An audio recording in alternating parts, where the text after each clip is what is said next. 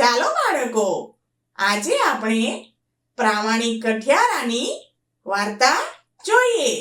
ઘણા સમય પહેલાની વાત છે. એક ગામમાં એક કઠિયારો અને તેની પત્ની સાથે રહેતા હતા.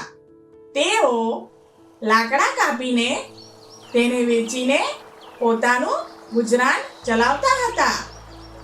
એક દિવસ કઠિયારો નદી કિનારે ઝાડ કાપતો હતો.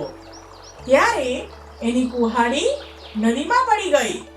તે ખૂબ રડવા લાગ્યો.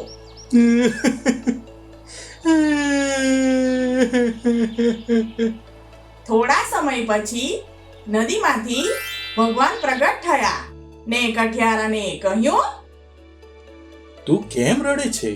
હા? કઠિયારાએ કહ્યું, મારા જીવન જીવવાની એકમાત્ર મારો સહારો એવી મારી કુહાડી પાણીમાં પડી ગઈ છે.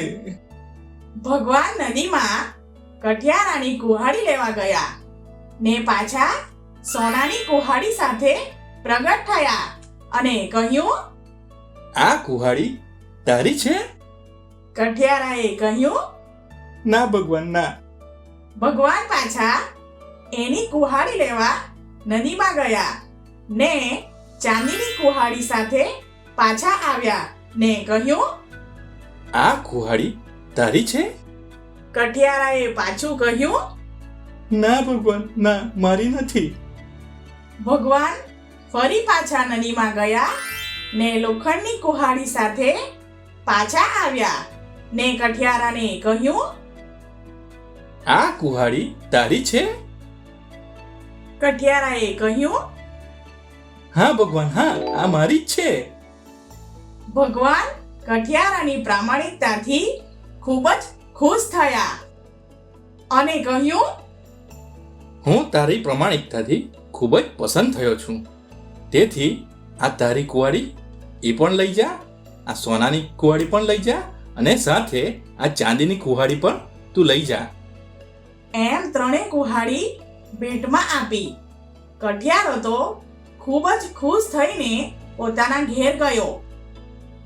બાળકો, આ વાર્તા પરથી આપણને શું શીખવા મળ્યું?